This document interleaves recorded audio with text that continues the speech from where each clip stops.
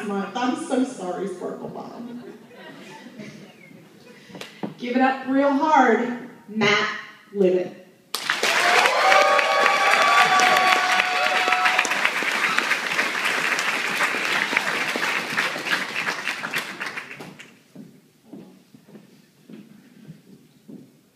Hi. So I met Trevor 3 years ago down in San Diego. I had just come off of my first heart-rending breakup and had turned to the arms of strangers I met off the internet. Trevor and I started chatting online through a gay dating website, which is basically a polite euphemism for like it's like an online vending machine where you pick people you're gonna fuck. Like let's beat around the bush a little. Yeah. So we started chatting and we swapped the requisite statistics. I'm 5'6", and he had an 8-inch cock. So we decided to meet up, and we were talking about the things that we were interested in, and he brought up spanking. Now, spanking was something, it was one of those things that I always wanted to do, but I hadn't yet, and I said, yes, that sounds great. So we decided on a date, and the day came, and I hopped in my car, and I drove over to Trevor's, and I will admit, this was a moment where I probably shouldn't have been driving or operating heavy machinery. I don't know if you've experienced this, but it's when your genitalia completely takes over and you no longer have control over your brain. It was like a Jesus take the wheel moment, except I don't call my dick Jesus. And I show up at Trevor's, and he is standing outside in his 6'2" glory with his blonde hair, smoking a cigarette, and he was kind of a hipster. I don't remember exactly what he was wearing, but it was probably like a vest with nothing underneath it. Just like, you know the type, and this is peculiar to me, because I'd gone on a couple of hookups, and they were very formulaic. You go to the person's house, you have sex for about 20 minutes, and then you leave. I mean, this was not a moment in my life where I was into conversation or necessarily eye contact. It was just, it was a clean operation. And so I show up and he's standing out there, and he recognizes me in my car, and I pull up and roll the window down, and I say, "Hi, I'm Matt," and he leans over and goes, "Hi, I'm Trevor."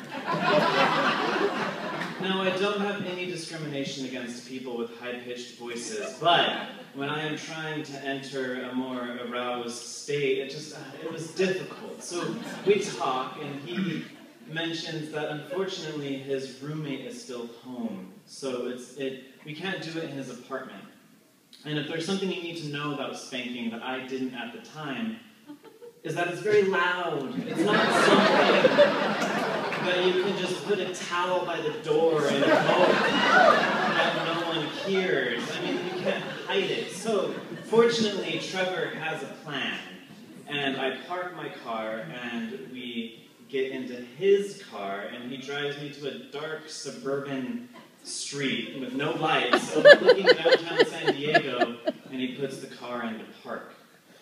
So Trevor gets in the back seat of his car, turns around and pats his knee and says, "Get over here, bitch." I'm committed, so I climb into the back seat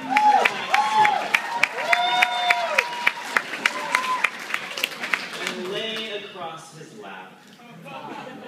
He pulls my pants down and my underwear down, just exposing my ass, which tops up there. That's a really great position. And he asks me if I'm ready, and he gives me a few playful slaps, and I turn and look at him and say, "Yes, I think I'm ready." And he raises his hand and slaps me hard. Again and again, and again, until I'm writhing in either pain or pleasure. I can't tell, but my ass is on fire and my dick is rock hard. And then he stops and says, "You know what you need?" "What, Trevor?" "What do I need?" "You need a drink to cool that ass down." Now, I'm going to take a moment. This is a lie. This will not help your ass if it's on fire. If anything, the dehydration from the alcohol will cause it to last longer, which is not a bad thing, but don't let someone fool you. So we go to a bar, and I, for whatever, have a couple Long Islands, and things get a little hazy at this point. There's karaoke involved. I think he sings Berlin, and we're talking about paintball, and suddenly we're back at his place, and we walk through the door, and wouldn't you know it, his roommate is still up.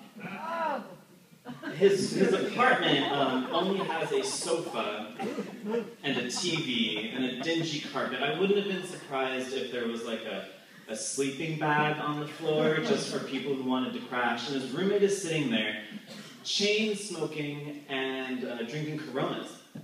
Now, I don't want to offend anyone with this description, but she basically looked like a methed out cheerleader. Like, she had stringy blonde hair and the cigarettes, and she is on her, like, 6th hour of a Real Housewives of Orange County marathon. So Trevor, being the good roommate that he is, decides to sit down, and we start talking, and I am now, 5-6 drinks in, and it comes out that his roommate used to be Mormon. And I know I just met most of you tonight, but I can share that I too once was Mormon. And I can tell you, alright, yeah. So I can tell you that when two drunk Mormons get together, there's gonna be singing. And so we start.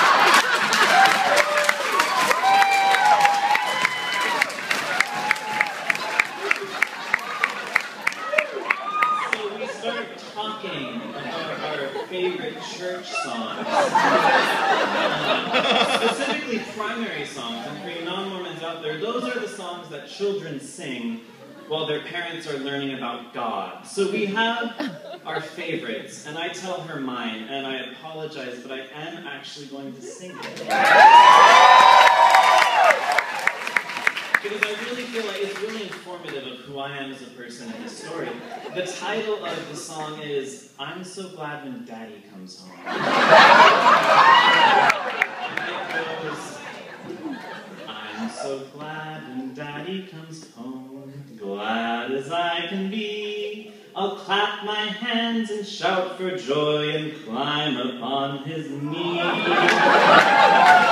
at this point, Trevor is so frustrated that he basically drags me back into his room, which is a cave, and he says, "Are you ready, boy?" And he grabs a bag of treats that he has prepared for this evening, and he pulls from his 3 things. The first one is a blindfold, and I'm like, alright, I can get into that. The second one is a little brown bottle, a little brown glass bottle, and I ask him, "What's that?" And he goes, "You'll find out later." And the third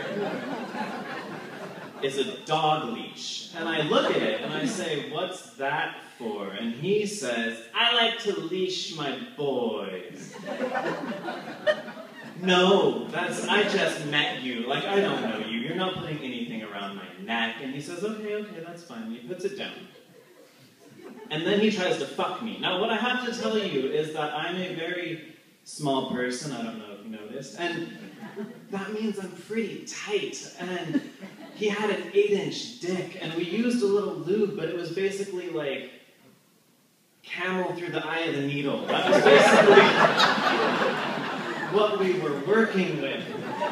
And so he grabs the little brown bottle and he shoves it in front of my face, and I'm just drunk enough and just sub enough to inhale, and It was poppers, and the room starts to spin, and my body starts to melt, and all of my smooth muscle just relaxed, and in one fell swoop, he's in. And so we start fucking, and it's rough, and it's awesome, and I'm basically a pancake on the bed, and it's just... it was exactly what I had wanted all evening. And what I hadn't noticed, or what I didn't know at the time, was that he had placed the dog leash within arm's length of the bed. So while I am getting pounded into the mattress, he leans over in this ninja-like moment, grabs the dog leash, gets it around my neck, fastens it, and pulls me back, starting to choke me while he's fucking me. Now this has crossed a hard boundary, and I am terrified, which leads to what I can only describe as a Wonder Years moment, where the room seems to freeze, and it zooms out as I start to narrate to myself. Matt, what choices have you made?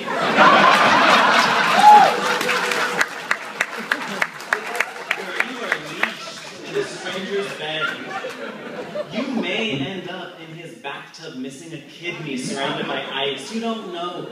Think of your education. Think of what your parents would say. And so I snap back and I realize I have to get out. So I say, Trevor, I have to use the bathroom.